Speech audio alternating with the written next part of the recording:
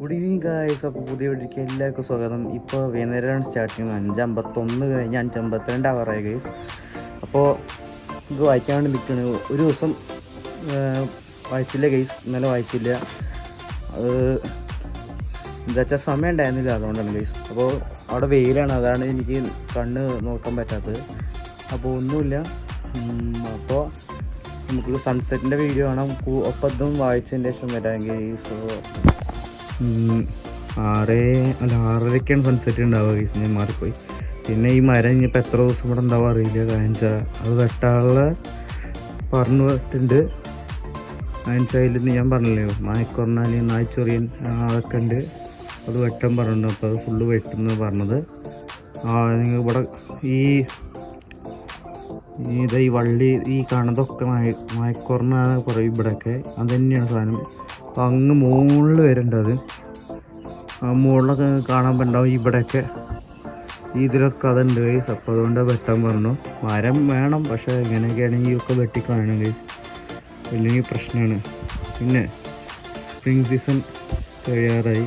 അപ്പോൾ സ്പ്രിങ് സീസണിൻ്റെ ഇതാണ് കേട്ടോ.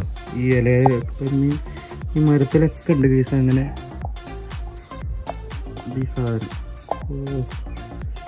കാണാല്ലേ ഗൈസ്. അതൊക്കെ ഉണ്ട്. ഇപ്പോൾ സൂര്യൻ അവിടെ ഉണ്ട്. സൺസെറ്റ് ആവാറായിട്ടില്ല, അതുകൊണ്ടാണ്. ഉണ്ടോ, ഇത് കറക്റ്റ് ആംഗിളാണ് ഗൈസ്. അപ്പോൾ ഈ കാര്യം ബുക്കിൽ വായിക്കട്ടെ.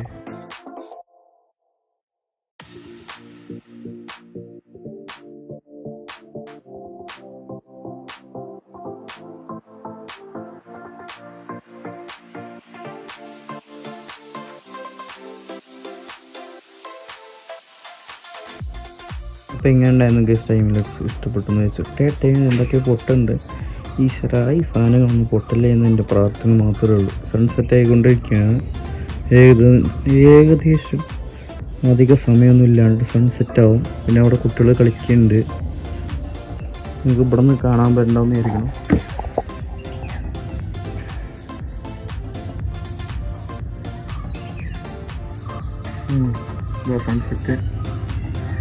സൺസെറ്റ് ആവാൻ വേണ്ടി ഇനി അധികം നേരമല്ലേ ഗൈസ്. അതുപോലെ റിച്ച് ഡാഡ് പുവർ ഡാഡിൽ നമ്മളിപ്പോൾ ഏകദേശം 39 പേജ് ആയിട്ടുള്ളൂ. അപ്പോൾ ഫുൾ വായിച്ചതിന് ശേഷം വരാം ഗൈസ്. നമുക്കൊരു 49 പേജ് അല്ലെങ്കിൽ അതിന് 50 പേജ് ഒന്ന് കംപ്ലീറ്റ് ചെയ്യണം ഗൈസ്. നോക്കട്ടെ ചെയ്യാൻ പറ്റുന്നുണ്ടോ. പക്ഷേ എവിടെ ഒരു കിളി പറന്നു പോകണം. എവിടെ പറന്നു ഗൈസ്. പിന്ന് എന്തോ പൊട്ടി. നിങ്ങൾ കേട്ടിട്ടുണ്ടാവുന്ന അറിയണം.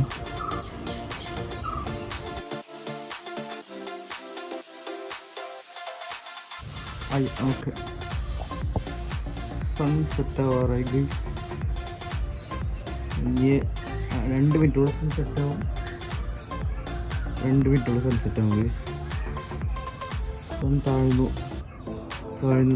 താഴ്ന്നു വരുന്നു ഗൈസ്. അപ്പോൾ സൺസെറ്റായി. എന്തോ പൊട്ടണമെന്ന് കേൾക്കാറുണ്ട്. ഇതിലൊരു ഇതുണ്ട്. ഇതിലൊരു എസ് ആയിക്കണോ 1.3 ട്രില്യൺ. അതായത് നമ്മുടെ GDP 3 ട്രില്യനാണ്. അതിൻ്റെ അത്ര ശതമാനം. ഇത് വായിച്ചോ guys. 20 years ago go to school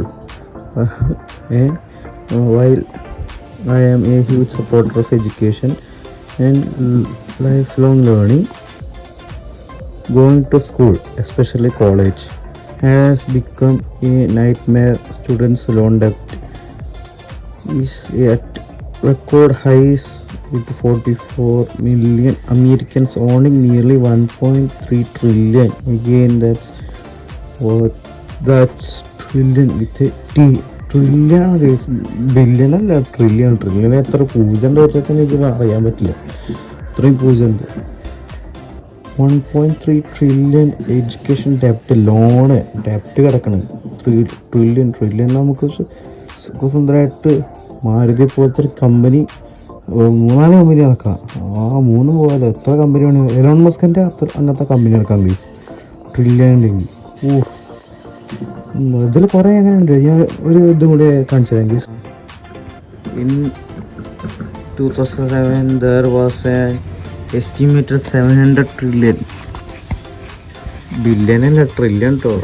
3 ട്രില്യണാണ് ഇന്ത്യയുടെ GDP. Financial derivatives today it has estimated there are 1.4 trillion. Quadrillion എന്ന് പറഞ്ഞാൽ ട്രില്യനേക്കാളും എത്രയാണ്? അപ്പോൾ ഒന്ന് ആലോചിച്ച് വെക്കും ഗൈസ്, എത്ര ഡെപ്റ്റ് 2007 മറ്റേ ഫൈനാൻഷ്യൽ ഇയറിൽ പ്രശ്നം ഉണ്ടായത്. ഇതൊന്ന് കറക്റ്റ് സ്റ്റാറ്റിസ്റ്റിക്സ് എന്ന ബുക്കിലുള്ളതാണ്. ക്വാർട്ടർലിന് കാരണത്തിന് എത്ര റിയൽ എസ്റ്റേറ്റ് ക്രാഷ് ഉണ്ടായിരുന്നു 2008 സമയത്ത്. ഇത് തന്നെ ഇതൊക്കെ 700 ട്രില്യൺ. ഇത് കണ്ടപ്പോൾ തന്നെ ഞാൻ എൻ്റെ കിളി കൊള്ളും പോയി. 1.4 ട്രില്യൺ ആയപ്പോൾ തന്നെ എൻ്റെ ദൈവമേ എത്ര പൈസ ഉണ്ടെങ്കിൽ എത്ര പൂജ ഉണ്ടെന്ന് മാത്രം ചോദിക്കരുത് കേസ്. അവിടെ കൊട്ടും ബഹളമൊക്കെ കേസ് എന്ത് പറയാനാ. നിങ്ങൾ പറയാൻ കേൾക്കുന്നുണ്ടോ, ഈ ഇന്ത്യയുടെ GDP 3 ട്രില്യണേ ഉള്ളൂ. അപ്പോൾ 700 ട്രില്യൺ ഡോളർ, 3 ട്രില്യൺ, അതായത് 200%, 233% കേസ് ഈ അന്നത്തെ ഫൈനാൻഷ്യൽ ഇയറിൽ ഇതുണ്ടായത്. 230. ഞാൻ 700 ട്രില്യൺ ക്വാർട്ടർലിൻ്റെ അല്ല പറഞ്ഞത്, 1.2 ക്വാർട്ടർലിൻ്റെ അല്ല പറഞ്ഞത്, 700 ട്രില്യൻ്റെ കാര്യമാണ്. അപ്പോൾ ഇന്ത്യയുടെ 233% പൈസയാണ് അന്നത്തെ സമയത്ത് ഉണ്ടായത്. ഇപ്പം തന്നെ 43 എന്തോ അല്ലേ, 23 എന്തോ അല്ലേ മറ്റേ അമേരിക്കയുടെ GDP. ഞാൻ ബബിൾ എന്ന് പൊട്ടുമോ അന്ന് കാണാം അടുത്ത ഫൈനാൻഷ്യൽ ക്രൈസിസ്. ഇപ്പോൾ കുറച്ചിട്ട് വരാം, അത് ഫുള്ളും വായിക്കട്ടെ ഗൈസ്, ഹരം കയറി വായിക്കട്ടെ. ലിറ്ററലി കാണാൻ പറ്റുന്നുണ്ടാവും വിചാരിക്കുന്നു. Stars or in the skies. Okay, അല്ലെങ്കിൽ ബ്ലൂയിഷ് കൂടുതൽ ടോൺ അതിന്, അൾട്രാ വയലറ്റ്. ഇവിടെ ഉണ്ടോ? ഇല്ല, അവിടെ മാത്രമേ ഉള്ളൂ. ഇവിടുത്തെ ക്ലിയർ ആയിട്ട് കാണാനില്ല. ഓക്കെ, ഇവിടെ എവിടെയോ ഇവിടെ എന്താണല്ലോ ക്ലിയർ ആയിട്ട് 1.3x ക്ലിയർ ആയി കാണില്ല.